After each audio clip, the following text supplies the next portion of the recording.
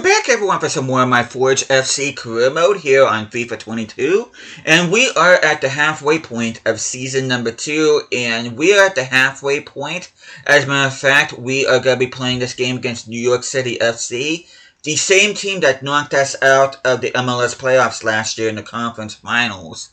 But you can probably notice at the bottom of the screen that we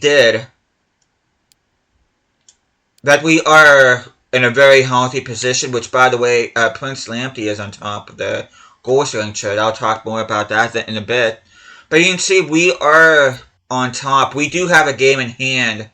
Well, 2 games in hand. Between 1 to 2 games in hand between most of the rest of the competition. But we have a whole 13-point lead over second place Orlando City.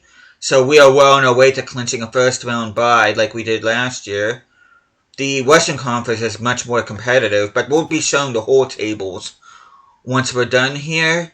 And I'll also be showing the US Open Cup bracket after I'm done with this game too. But before we continue on, hope you guys have an awesome day today. Hope you guys doing well.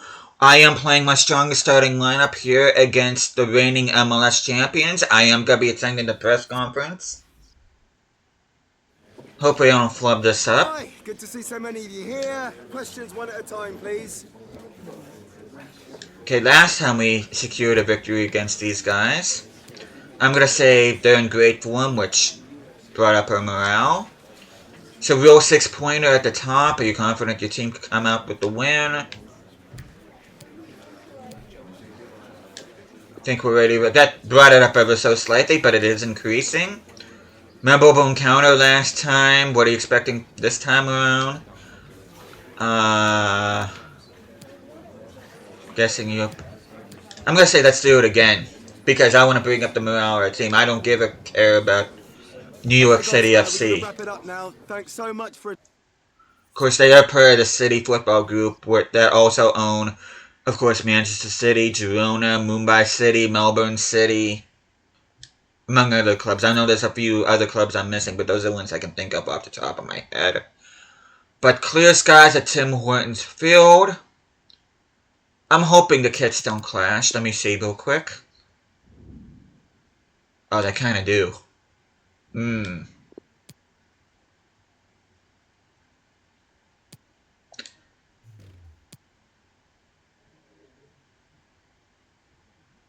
of want to wear my home kit.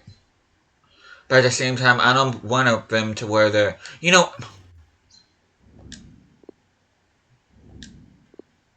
I'll put on their normal kits that way because I want to wear my home kits at home. But clear skies at Tim Hortons Field here in Hamilton, Ontario, Canada. And I already have an idea of what I want my kits to look like next year. And hopefully you guys are excited as what I am. I think my... If things go according to how I want them, I think our kits next year are going to be fire, which I'm going to have, because I still want to do 2 more seasons this career mode. I want to figure out exactly how I want to do that, especially if we do win the double this season, but I'll cross that bridge when I get there. All eyes on one man in imperious form. Yeah, top goal scorer, 13 goals. He has a chance to add to it, like Derek Ray just said. Hi everyone, it is an absolutely splendid day for football and we're looking forward to the game. I'm Derek. Could actually have that as my thumbnail, believe it or not. By Stuart Robson. I'm very excited. Depending on what happens here. Action from Major League Soccer coming right up. Stuart, how do you see this one? Let's see if we can actually get something going out on the wing. Oh! What a genuine opportunity, but it was squandered. Goal kick. What is with the crossing in this game?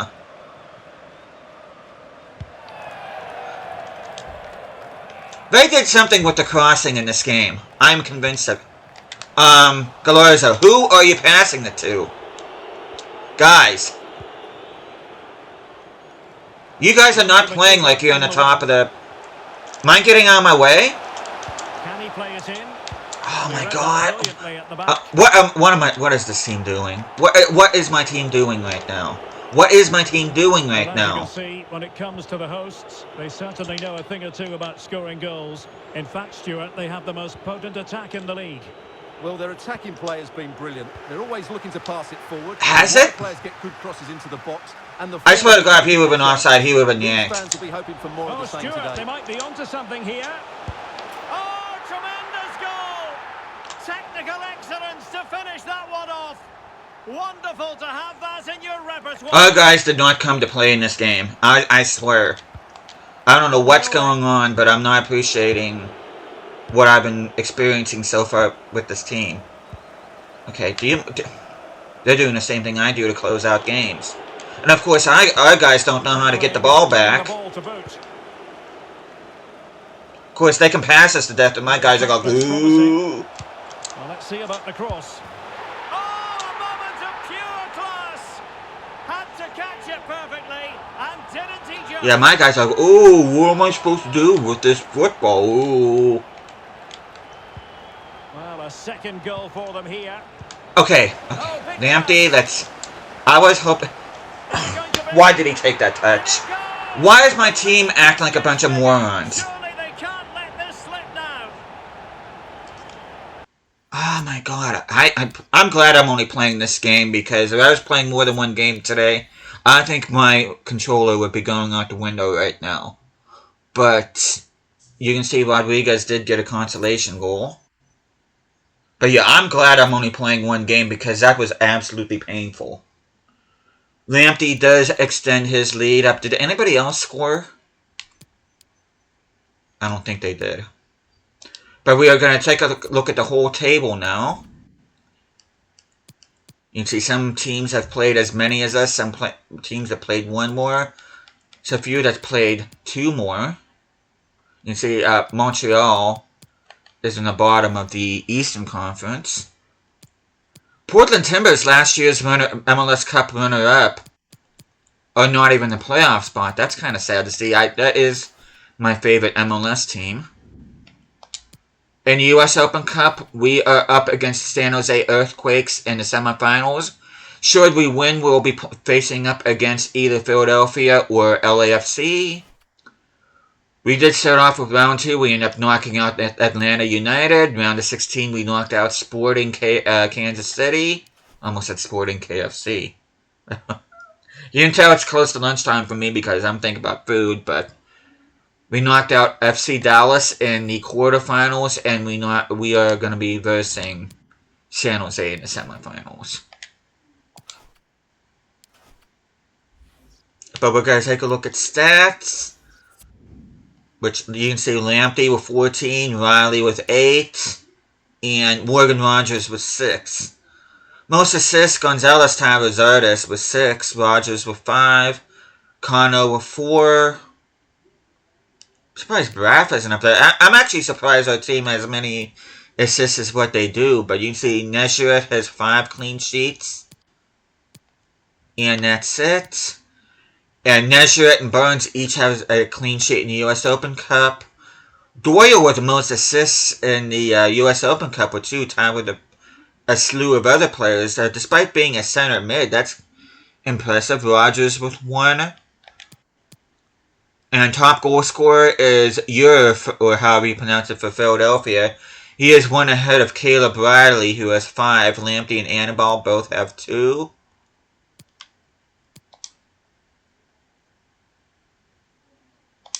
Exit. I'm pushing the button. Thank you. But anyway, gosh, I don't know what's happening with this game. But take a look at our transfer budget. I may end up spending most of it, if not all of it, at the end of the season, because there are a few players that I'm possibly looking to bring in. Well, that's 3, which I'll talk about this pretty soon, but there's actually 3 players that I'm looking to move on at the end of the season. But we are going to look at our objectives. We got that one done. We did that. Continental success, we're not even going to bother with that. That I'm not going to bother with. And we are expected to win the U.S. Open Cup as well as the MLS Cup. And like I said, that is my objective for this season. Youth Academy, it's a pretty big one. But we have 44 players in our squad, so a lot of these players you're probably going to be seeing for the last time because a lot of them I'm probably just going to be moving on. Like Bertelsen will probably be moving on. Sure is possibly another one. Both Bertelsens looking like they might be getting the chop.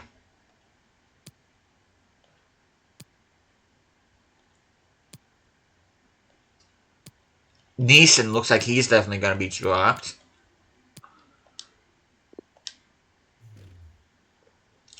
Does anybody in particular want to look at? You can just go ahead and pause the video. The Thorson brothers are both goalkeepers. Interesting. Nicholas Scher. I should promote him because he is named after Simon Scher, the Euro, I believe it was the Euro 2020, that he saved Christian Eriksen's life on the field.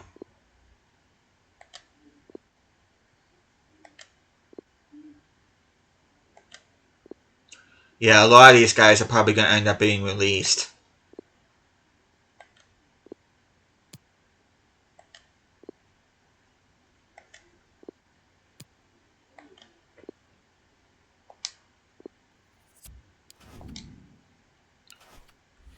And just this transfer history is going to be real quick because I've done pretty much nothing but sell players and loan out players. I did not bring anybody else. As a matter of fact, only things we've been able to do was loan in players. So, nothing real exciting at all on the transfer front. But we're going to take a look at this team. Lowest rated player in our starting lineup is Doyle at a 70. Well, no, it's Nesherite at a 72. Doyle and Lamptey are both at a 73. Everybody else is looking pretty good. Lowest rated player in our backup team, Miller. He is one of the players I'm looking to move on at the end of the season. Same with Wilson and Kano. But we'll talk more about that here in a bit. But we are going to go ahead and look at Squad Hub. We're going to take a look at the stats. Leading goal scorer should be Lamptey, which it is. 16-1 through 13 is grown by 2. Caleb Riley, 13-1 through 9, he's grown by 2, which is awesome to see. And if there's anybody else in particular you want to look at, you just go ahead and pause the video. Again, I really have not been able to do much for this team at all out in the wings. I don't know what to make of that, but Kano, I'll be moving him on at the end of the season. Same with Joey Wilson. And the reason why I want to move him on at the end of this year is because I don't know what kind of budget I'm going to have at the beginning of next year. So, Miller, I'll be moving on. Patola has grown by 3 during his time at FCSB. Sandoval has grown by 1. Fuchs has grown by a couple. For some reason I misread that 2 as a 5. That's why I reacted that way. Pascual grown by 1. Pereiro grown by 1. Gauthier has grown by a couple during his time with Minnesota. Fair play to him. Tristan Young has also grown by a couple. I believe that is Arsenal down in South America.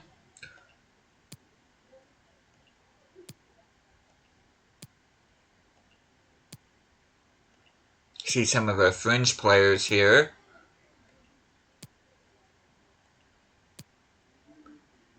I'm hoping at least Gogol, Olenek, and Kowalczyk will go out on loan because I'm worried that their dynamic potential will be impacted by the lack of game. I've just haven't really been. I mean, to be fair, they have grown by between 2 and 3 despite not playing a game, but I don't want their potential to be spoiled.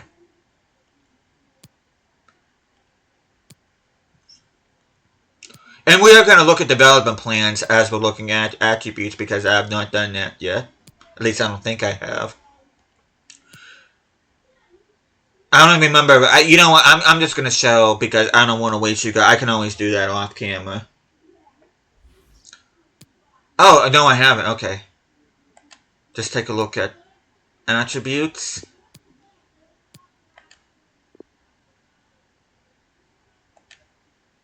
But yeah, this team, you know, what I am thinking about doing something with this team, something I don't normally do just to make things interesting, is that, of course, it's going to depend on what kind of development plan. It's going to depend on what kind of budget we get next year, but I'm seriously considering blowing up this team starting next year, which means I'm going to be cleaning house and probably selling a bunch of these players and bringing in brand new players just so I can make this career mode a bit more interesting, because as much as good as what this team has been, and as awesome most of the players have been for this team, it is boring watching a career mode that's going for 3-4 seasons plus with the same exact players. So I think I am going to spice things up a little bit starting next year. Hopefully we can get some deals done, but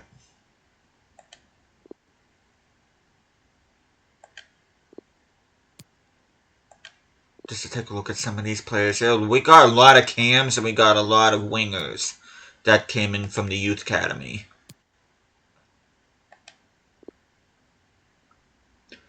Don't mind if you hear like that. There's something going on with my tongue. I'm not sure if I have an ulcer at the side of my tongue, but it's kind of uncomfortable.